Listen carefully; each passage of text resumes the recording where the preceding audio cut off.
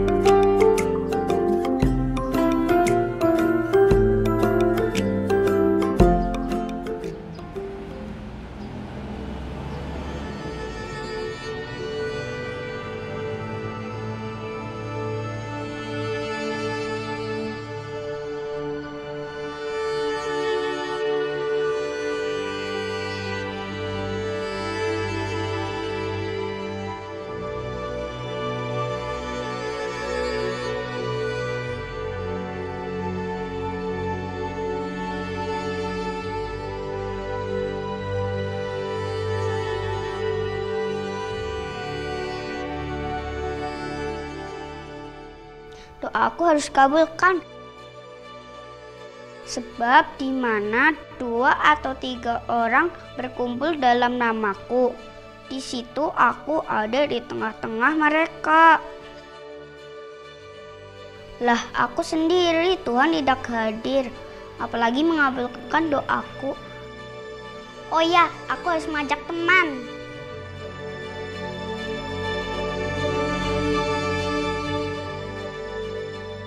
Gisel, Grace, ayo kita berdoa. Gak mau, bersamain game. Ayo lagi, Grace. Mau, tapi dibelikan es krim. Gak punya uang ah. Ya sudah. Uangku cuma segini. Ya sudah. Ya sudah, aku belikan. Asik. Salam Maria, penuh rahmat Tuhan sertamu, terpujilah engkau di antara wanita, dan terpujilah buah tubuhmu Yesus. Santa Maria, Bunda Allah, doakanlah kami yang berdosa ini, sekarang dan waktu kami mati. Amin. Salam Maria, penuh rahmat Tuhan sertamu, terpujilah engkau di antara wanita, dan terpujilah buah tubuhmu Yesus.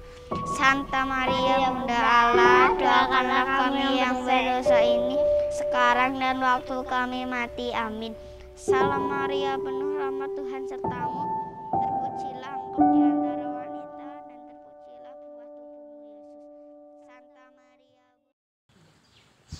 umat yang terkasih, setelah kita menyaksikan tayangan tadi, kita bertanya kepada narasumber kita.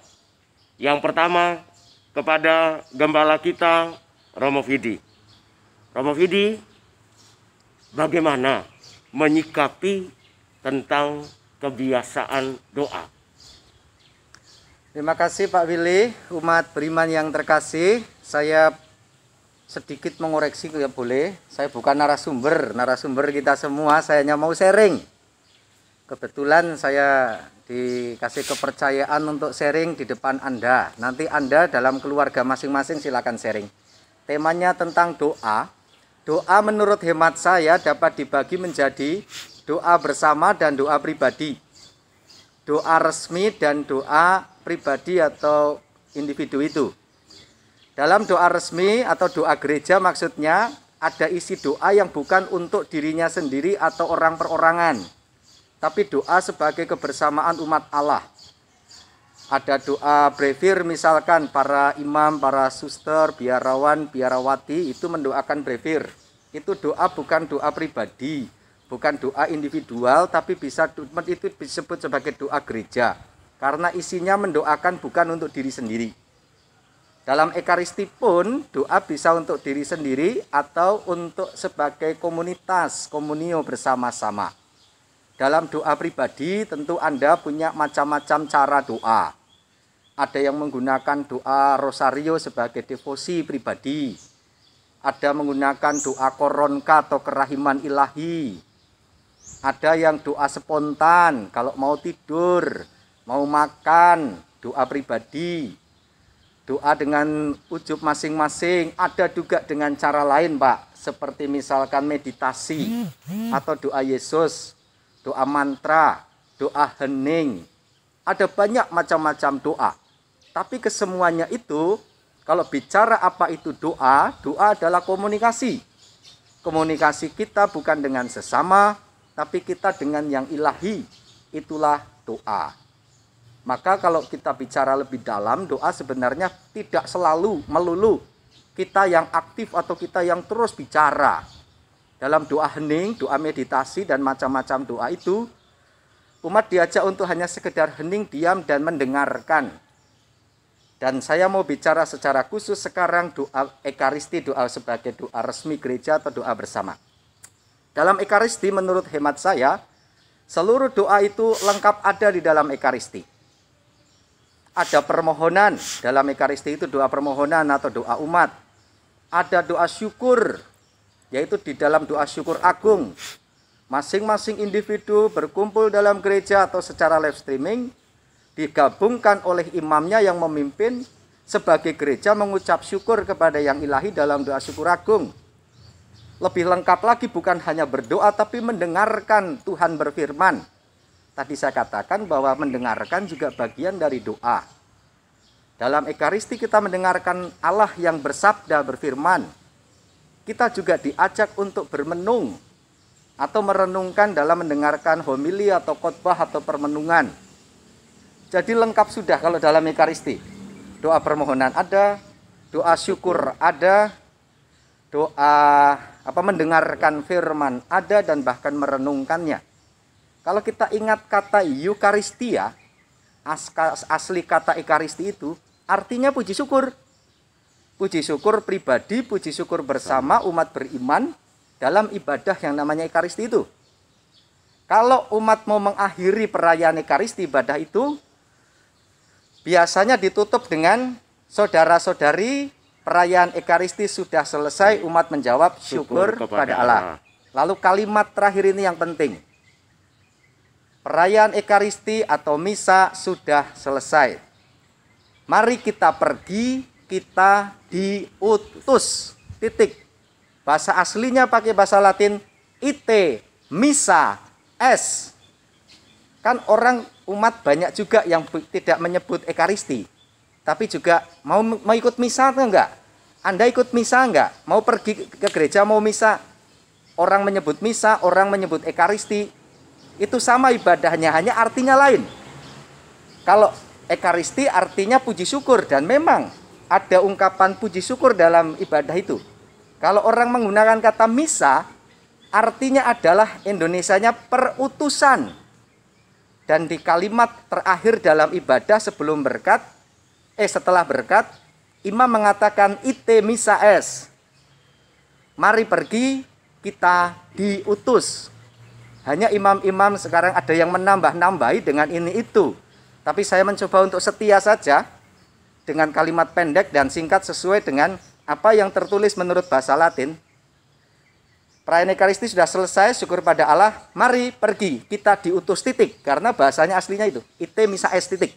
Tidak ada tambahan ini itu. Itu bicara soal doa yang saya tekankan tadi, ada doa pribadi, doa bersama. Doa pribadi ada macam-macam jenisnya atau ungkapannya atau wujudnya. Doa bersama juga. Saya menekankan doa kebersamaan, contohnya Ekaristi ini. Ya. Itu dulu. Ya.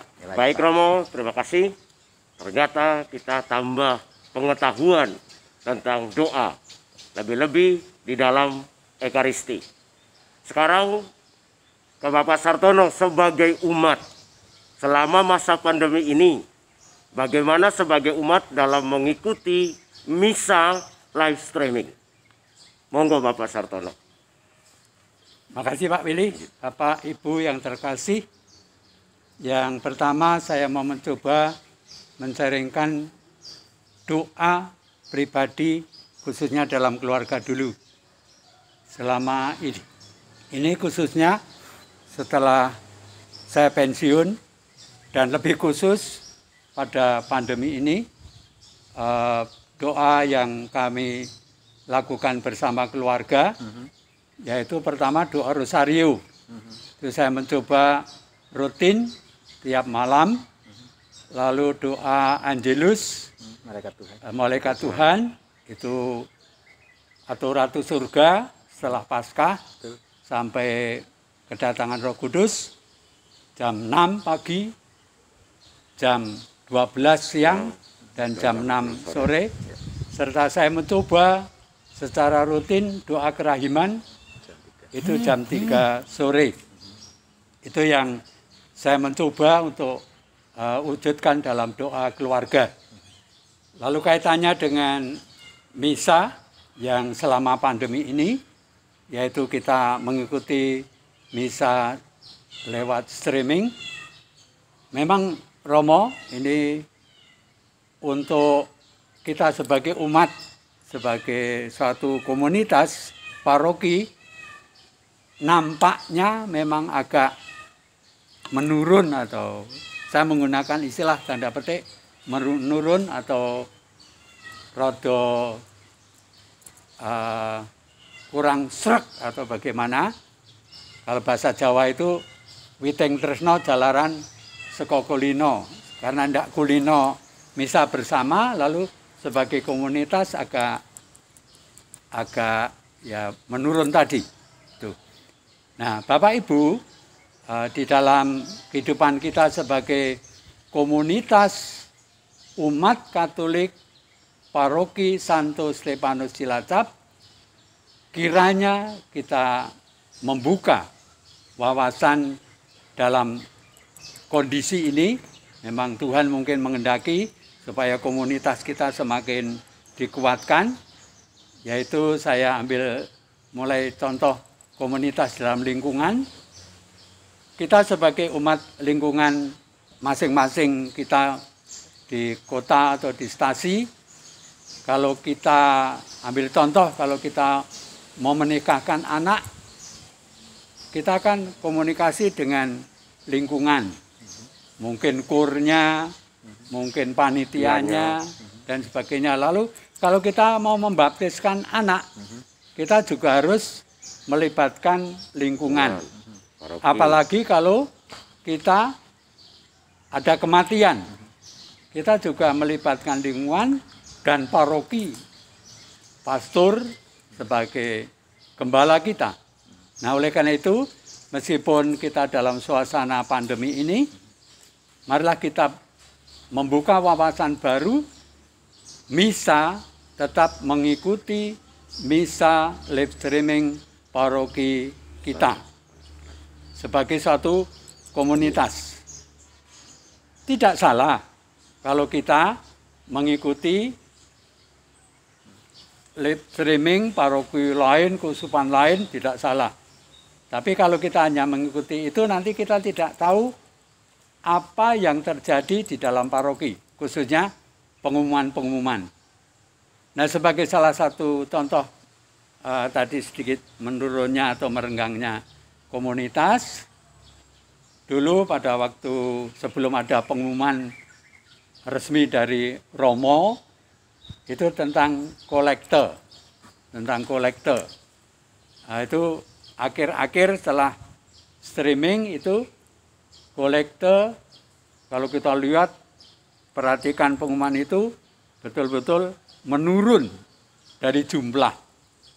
Lalu Romo Petrus yang mewakili komunitas atau romo-romo paroki mengumumkan, lalu terakhir kemarin kita dengar dalam pengumuman sudah mulai meningkat. Nah, itulah salah satu contoh bahwa kita sebagai umat Katolik, Santo Stefanus Cilacap, supaya kita lebih mengakrabkan sebagai satu komunitas, dan lebih-lebih dengan bacaan minggu pertama APP atau masa Prapaskah ini, yaitu bahwa mari kita masuk ke padang gurun untuk berkomunikasi dengan Tuhan, lalu kita mendapat kekuatan untuk menghadapi tantangan, lalu kita wujudkan dalam kehidupan sebagai umat komunitas paroki yang kuat, meskipun menghadapi tantangan khususnya dalam misa. Dan kita bisa berdoa bersama, biarlah corona cepat pergi dari dunia ini, kita bisa mewujudkan komunitas sebagai umat paroki dalam misa, perayaan Ekaristi yang dijelaskan Romo tadi. Matur nuwun. Terima kasih Pak Sartono. Ternyata kita diajak supaya dalam Ekaristi kita lebih hadir di dalam paroki kita sendiri secara live streaming, tapi di paroki Santo Stefanus Cilacap, sehingga komunio kita, komunitas kita semakin berkembang. Lalu Pak Sartono sedikit mungkin bisa memberikan satu penjelasan singkat. Dalam pertemuan pertama, tokoh Abraham kok diambil menjadi salah satu figur yang dibicarakan tentang doa ini. Ada apa sih dengan Abraham itu? Mungkin secara singkat Pak Sartono. Makasih Pak Beli. Abraham adalah salah satu tokoh iman dalam Perjanjian Lama, di mana Abraham sungguh-sungguh setia pada penyerahan kehendak dan rencana Tuhan. Sehingga meskipun dalam usia yang tua, dia mengharapkan keturunan, bahkan dalam bacaan itu, bagaimana warisan saya nanti bisa diterimakan kepada orang lain. Tapi Tuhan tidak berkehendak, dan Abraham percaya sekali bahwa dalam usia yang tua, istri Abraham mengandung, dan warisan yang diharapkan yang sedikit dalam tanda petik keraguan Abraham, ternyata Allah mewujudkan itu, dan rencana Allah kalau kita lihat begitu indah, sehingga kita sebagai umat Katolik kita coba sejauh mana iman kita dalam doa khususnya, supaya kita tetap menyerahkan sepenuhnya pada kehendak dan rencana Tuhan. Hanya kadang-kadang kita sering mendikte Tuhan, sadar tidak sadar, supaya permohonan segera dikabulkan. Tapi kita seperti Abraham, dengan setia menunggu, menanti, Tuhan pasti mempunyai rencana yang indah di dalam kehidupan. Sehingga mengapa Abraham dimunculkan? Karena iman yang begitu besar, kesetiaannya kepada Tuhan, dan bahkan rela pengorbanannya mengikuti kehendak rencana Tuhan, karena iman yang begitu besar dimiliki oleh Abraham. Terima Demikian kasih Pak Pak Willy. Sartono, terima kasih banyak. Berarti dalam lagu rohani yang mengatakan mujizat itu hanya sejauh kita berdoa dan kita percaya. Itu menjadi fakta kenyataan di dalam pribadi Abraham. Maka dia diambil menjadi figur, menjadi tokoh dalam pertemuan yang pertama. Romo Fidi mungkin bisa menyampaikan dari beberapa poin yang disampaikan tadi, Romo bisa menyampaikan satu pesan apa yang bisa dihidupi oleh keluarga-keluarga di rumah masing-masing. Baik, terima kasih Pak Willy. Kita intinya bicara dari tadi sampai sekarang ini bicara soal doa ya. Doa pribadi atau sendiri-sendiri maupun doa bersama. Kita bicara soal ekaristi, kaitannya dengan komunitas atau komunio atau kebersamaan, persekutuan.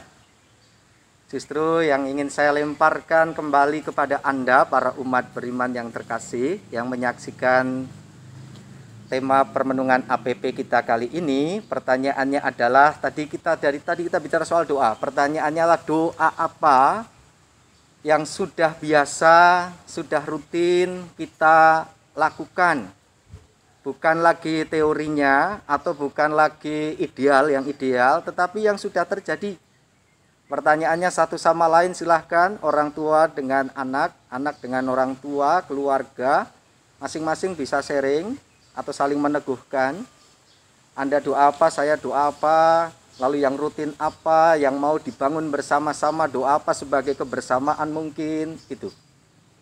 Satu yang ingin saya sampaikan itu. Yang kedua adalah, bicara tentang doa, saya punya atau teringat akan kata-kata sederhana ini, yaitu 4T kalau tidak salah.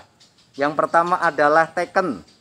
Orang-orang tua, Anda pasti tahu teken. Teken itu tanda tangan. Artinya ketika saya mengingat saya dibaptis, menyatakan diri sebagai orang Katolik, itu diibaratkan saya teken, tanda tangan, mengawali hidup beriman. Setelah teken, lalu kita perlu teken bahasa Jawa. Teken itu Pegangan. tongkat ya, Tongkat, ya. yang untuk menuntun. Nah, inilah doa. Setelah semulai teken, tanda tangan, mengawali hidup beriman, menyatakan ya, saya sebagai orang Katolik, perlu tuntunan, yaitu doa itu sendiri justru. Dan doa itu kalau mau jujur, saya, Anda, kita mari bersama-sama. Kadangkala kita lupa mungkin, kadangkala kesibukan kita tidak sempat mungkin, dan aneka macam alasan. Artinya kita kadangkala tidak tekun. Maka T yang ketiga adalah tekun, ketekunan. Setelah mengawali dengan teken, ya saya masuk menjadi anggota gereja resmi, dibaptis, kita perlu penuntun yaitu teken, yaitu doa tadi, teken. Teken Anda tahu lah bahasa Jawa. Lalu dari teken butuh ketekunan atau tekun. Doa itu tidak usah harus yang sulit-sulit, yang panjang-panjang. Yesus pernah memberi nasihat pada para murid. Bukan soal panjangnya atau bagusnya, tapi soal ketulusan dan ketekunan. Bukankah dalam Injil juga pernah dikisahkan? Ada janda yang tekun terus minta kepada hakim yang lalim itu. Atau didoakan terus menerus. Lalu Allah pasti akan mendengarkan. Jika selaras itu dengan rencana Allah.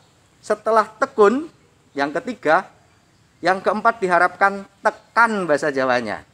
Sampai tujuannya. Ada doa permohonan, ada doa pujian, ada doa syukur, ada doa macam-macam jenis doa, baik pribadi maupun bersama. Kalau saya rangkum itu Pak, Ya. sederhana 4T itu. Ya, Pak. Teken, Tekun. tekun, tekan. Ya. Silakan Anda masing-masing saling mendiskusi tentang doa ini, mau ngambil dari tentang kisah Abraham yang juga teken, perlu teken, dia juga tekun dalam hidupnya yang kadangkala tidak jelas, menerima janji Allah itu, kok tidak diwujud-wujudkan, saya kok tidak punya anak, saya kok kehilangan ini dan itu, butuh ketekunan itu, dan juga membutuhkan kepercayaan, keyakinan, diharapkan tekan itu sampai akhirnya. Ya. Terima Baik, kasih Pak. terima kasih Romo Hidi, Pak Sartono untuk pencerahan dan peneguhan untuk pertemuan kita yang pertama ini. Selanjutnya kepada Bapak Ibu semua, keluarga yang menyaksikan dari rumah bisa meneruskan sharingnya berdasarkan pertanyaan-pertanyaan yang muncul di layar Bapak Ibu semuanya. Silakan bersama suami, bersama istri, bersama anak-anak untuk men-sharingkan pengalaman doa. Sehingga hidup doa kita semakin baik, terlebih di masa Prapaskah ini. Akhirnya kami mengucapkan terima kasih pada Romo dan Pak Sartono. Dan kita bersama-sama akan menutup perjumpaan kita di pertemuan yang pertama ini dengan mohon berkat Tuhan dari Gembala kita. Mari kita mohon berkat Tuhan. Tuhan beserta kita Sekarang dan selama-lamanya. Semoga kita semua yang mengikuti pendalaman iman APP yang minggu pertama ini diberkati oleh Allah yang Maha Kuasa, dalam nama Bapa dan Putera dan Roh Kudus. Amin. Amin. Terima kasih.